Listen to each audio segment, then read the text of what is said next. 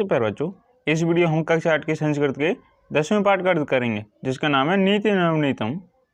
इस पाठ में कुछ नीति के श्लोक दिए हुए हैं, इनको हम पढ़ेंगे तो ध्यान से देखिए।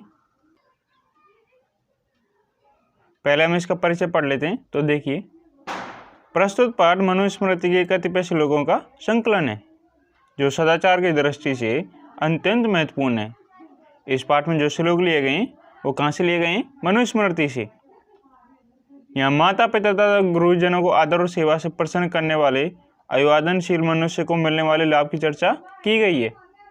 इसके अतिरिक्त सुख दुख में समान रहना, अंतरात्मा को आनंदित करने वाले कार्य करना तथा इसके विपरीत कार्यों को त्यागना, सम्यक विचारोपरांत तथा सत्य मार्ग का अनुसरण करते हुए कार्य करना आदि शिष्टाचारों को उल्लेख भी किया गया है। जो ये मनुस्मृति से इस पाठ में श्लोक लिए गए हैं उन्हें हमें अपने जीवन में उतारना चाहिए, क्योंकि ये श्लोक सदाचार की दृष्टि से अत्यंत महत्वपूर्ण है। इनमें नीति की अच्छी बातें ही सिखाई गई हैं। तो देखिए,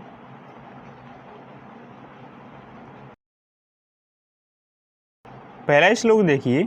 अभिवादनशीलस्य नित्यं वृद्धोपसेविने चत्वारि तस्य वर्धन्ते आयुर्विद्या यशोबलम। अभिवादनशीलस्य, अभिवादन करने वाले व्यक्ति के स्वभाव का, अभिवादन यानी प्रणाम, प्रणाम करने वाले व्यक्ति के स्वभाव का, नित्यम हमेशा, वृद्धोपसेविने, वृद्धे प्लस उपसेविने, वृद्धे में विसर्ग हैं, इसमें है उद्विसर्ग संधि। वृद्धे वृद्ध या बुजुर्ग, सेविने सेवा, वृद्धों की सेवा करने वाले, चत्वारी चार, तस्य उसके, वर्धन्ते बढ़ते हैं, आयुर्विद्या, आयु प्लस विद्या, आयु में विसर्ग हैं, इसमें है ऋतु विसर्ग संधि। आयु आयु, विद्या यश है यश, बलम बल। अब इसका अर्थ देखिए। अभिवादन करने वाले व्यक्ति के और हमेशा बड़े बूढ़ों की सेवा करने वाले व्यक्ति के आयु, विद्या, यश और बल ये चार बढ़ते हैं। यानी ऐसा व्यक्ति जो हमेशा बड़े बूढ़ों की सेवा करता है और उन्हें प्रणाम करता है, उनका अभिवादन करता है, उसके ये चार बढ़ते हैं, आयु, विद्या और यश और बल। तो बड़ों का अभिवादन करने वाले व्यक्ति के और हमेशा बड़े बूढ़ों की सेवा करने वाले व्यक्ति के आयु, विद्या, यश और बल ये चार बढ़ते हैं। अब आगे देखिए। यम माता पितरो क्लेशम साहिते समवे निर्णाम न तस्य निष्कृति शक्या कर्तुं ततेरपि।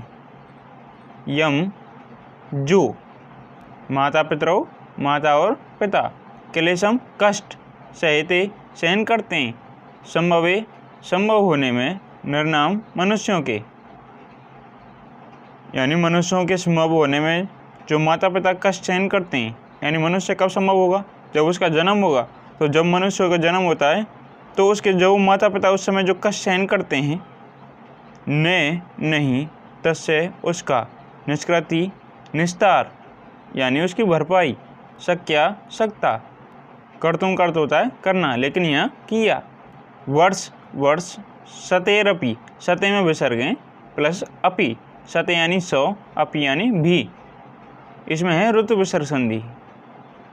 इस श्लोक का अर्थ यह है कि जब मनुष्य का जन्म होता है तब उसके माता पिता जो कष्ट सहन करते हैं उसका निस्तार 100 वर्षों में भी नहीं किया जा सकता है, यानी उसका बदला 100 वर्षों में भी नहीं चुकाया जा सकता। अब अगला श्लोक देखिए। तयोर नित्यम प्रियम कुर्यात् आचार्यस्य च सर्वदा तेषु एव त्रिषु तुष्टेषु तपे सर्वं समाप्यते।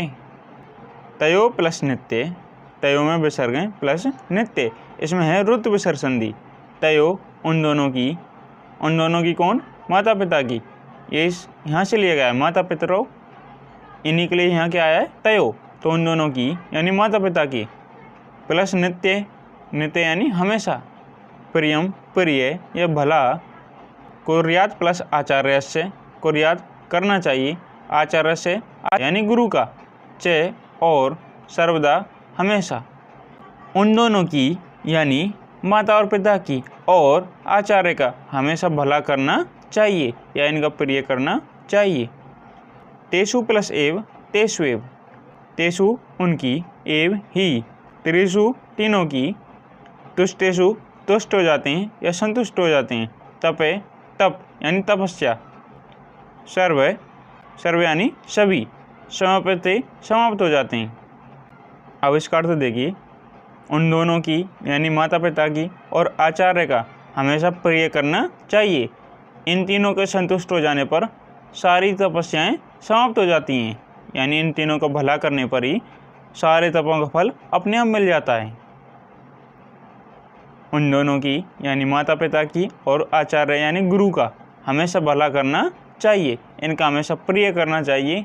इन तीनों के संतुष्ट हो जाने पर सारी तपस्याएं समाप्त हो जाती हैं, यानी सारी तपस्याओं का फल अपने आप मिल जाता है।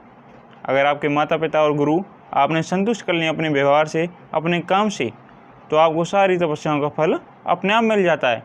आपकी सारी तपस्याएं समाप्त हो जाती हैं, आपको किसी और तपस्या करने की कोई ज़रूरत नहीं होती। अब एक साथ इनका हिंदी में देख लीजिए। अभिवादन करने वाले व्यक्ति की और हमेशा बड़े बूढ़ों की सेवा करने वाले व्यक्ति की आयु, विद्या, यश और बल, ये 4 बढ़ते हैं। मनुष्यों के जन्म के समय जो उसके माता पिता का सहन करते हैं, उसका निस्तार यानी उसका बदला 100 वर्षों में भी नहीं चुकाया जा सकता। उन दोनों की यानी माता पिता की और आचार्य का हमेशा प्रिय यानी भला करना चाहिए। उन तीनों के संतुष्ट हो जाने पर सारी तपस्याएं समाप्त हो जाती हैं। अब आगे देखिए, सर्वम परवशम दुखम सर्वम आत्मवशम सुखम एतद् विद्यात् समासीन लक्षणम सुख दुखियो। सर्वम सब कुछ, परवशम पर यानी दूसरों के, बस यानी बस में, दुखम दुख, सर्वम सब कुछ, आत्मवशम अपने बस में, आत्म यानी अपने, सुखम सुख। जिसका सब कुछ दूसरों के बस में होता है वह दुखी होता है, यानी उसे दुख ही मिलता है, और जिसका सब कुछ अपने बस में होता है उसे सुख मिलता है, यानी वह सुखी होता है। एतत् यह प्लस, एतत् प्लस विद्यात् प्लस समासीन, एतत् यह विद्यात् जानना चाहिए, एतत् प्लस विद्यात्, एतत् प्लस विद्यात्, एतत् यह विद्यात् जानना चाहिए। समासीन संक्षेप में, लक्षणम लक्षण, सुख दुखियो सुख और दुख दोनों का, सुख दुखियो यानी सुख और दुख दोनों का। संक्षेप में सुख और दुख का लक्षण यही जानना चाहिए, यानी जिसका सब कुछ दूसरों के बस में होता है उसे दुख मिलता है, वह दुखी होता है, और जिसका सब कुछ अपने बस में होता है उसे सुख मिलता है, यानी वह सुखी होता है। सुख दुख का यही लक्षण संक्षेप में जानना चाहिए। अब अगला श्लोक देखिए, यद कर्म करोतु अस्य स्यात् परितोषो अंतरात्मने तत्प्रयत्नेन कुर्वीत विपरीतम तु वर्जियेत। यत जो कर्म, कर्म, कुर्वते प्लस अस्य, कुर्वते इसमें विसर्ग हैं, इसमें है उत विसर्ग संधि, कुर्वते कर्तव्य का, अस्य इसका, स्यात् हो, परितोष है प्लस अंतर आत्मने, परितोष है प्लस अंतर आत्मने, परितोष यानी संतुष्ट, संतुष्टि, अंतरात्मा यानी अंतरात्मा को, यानी जिस कर्म को करने से अंतरात्मा को संतुष्टि मिलती है उसे ही करना चाहिए। अब कैसे करना चाहिए? तत्प्रयत्नेन, तत् उसे, प्रयत्नेन प्रयत्नपूर्वक, कुर्वीत करना चाहिए। जिस कर्म को करने से अंतरात्मा को संतुष्टि मिलती है उसे प्रयत्नपूर्वक करना चाहिए। विपरीतम तु वर्जित, विपरीतम जो इसके विपरीत है, यानी जिस कर्म को करने से अंतरात्मा को संतुष्टि नहीं मिलती है, तू तो वर्जित त्याग देना चाहिए या नहीं करना चाहिए। अब ऐसा कर्म जो इसके विपरीत है, यानी जिसको करने से अंतरात्मा को संतुष्टि नहीं मिलती है, उस कर्म को नहीं करना चाहिए, उसे त्याग देना चाहिए। जिस कर्म को करने से अंतरात्मा को संतुष्टि मिलती है उस कर्म को प्रयत्नपूर्वक करना चाहिए, और जिस कर्म को करने से अंतरात्मा को संतुष्टि नहीं मिलती है उस कर्म को त्याग देना चाहिए। अब अगला श्लोक देखिए, दृष्टिपूतम न्यसेत पादम वस्त्रपूतम जलम पिबेत, सत्यपूतम वदेत वाचम मने पूतम समाचरेत। दृष्टि, नज़र या दृष्टि। पवित्र, न्यसेत, रखना चाहिए। पादम, पैर। वस्त्रपूतम, वस्त्र, वस्त्र या कपड़ा। पूतम, पवित्र। वस्त्रपूतम, वस्त्र से पवित्र। जलम, जल को। पीवेत, पीना चाहिए। सत्यपूतम, सत्य, सत्य से। पूतम, पवित्र, सत्य से पवित्र। वदेत प्लस वाचम, वदेत बोलना चाहिए। वाचम, वाणी को। मने, मन। पूतम, पवित्र, मन से पवित्र। समाचरित, सम प्लस आचरित। सम यानी अच्छा, आचरित यानी आचरण करना चाहिए। मन से पवित्र, अच्छा आचरण किया जाना चाहिए। अब इसका अर्थ देखिए, यानी दृष्टि से पवित्र पैर रखना चाहिए, यानी हमें पहले ही अच्छी भलीभांति देख लेना चाहिए कि हम पैर कहाँ रख रहे हैं। वस्त्रपूतम जलम पिबेत, यानी कपड़े से पवित्र, यानी जल को छानकर पीना चाहिए। भलीभांति देखकर तो पैर रखना चाहिए और जल को छानकर पीना चाहिए। सत्यपूतम वदेत वाचम, और सत्य से पवित्र यानी सच्ची वाणी बोलनी चाहिए। और मन से पवित्र अच्छा आचरण किया जाना चाहिए। भलीभांति देखकर पैर रखना चाहिए।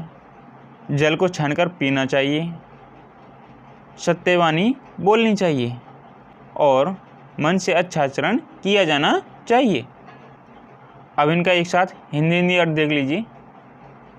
जिसका सब कुछ दूसरों के बस में है उसे दुख है, जिसका सब कुछ अपने बस में है उसे सुख है। सुख दुख का संक्षेप में यही लक्षण जानना चाहिए। जिस कर्म को करने से अंतरात्मा संतुष्ट होती है, मनुष्य को यह कर्म प्रयत्नपूर्वक करना चाहिए। इसके विपरीत जिस कर्म को करने से अंतरात्मा संतुष्ट नहीं होती है, उस कर्म को नहीं करना चाहिए, उसका त्याग करना चाहिए। भलीभांति देखकर पैर रखना चाहिए। जल को छानकर पीना चाहिए। सत्य से पवित्र सच्ची वाणी बोलनी चाहिए। मन से पवित्र अच्छा आचरण किया जाना चाहिए। तो बच्चों, ये तो हो गया आपकी कक्षा 8 की संस्कृत के 10 पाठ का कंप्लीट अर्थ। अगर आपको इस पाठ में अब भी कोई डाउट है तो कमेंट करें।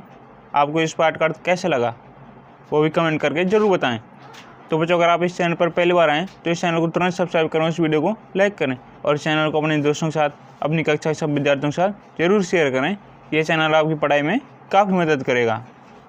तो बच्चों, आपको कोई भी डाउट या प्रॉब्लम हो तो कमेंट करें। तो बच्चों, मिलते हैं अगली वीडियो में। जय हिंद, जय भारत।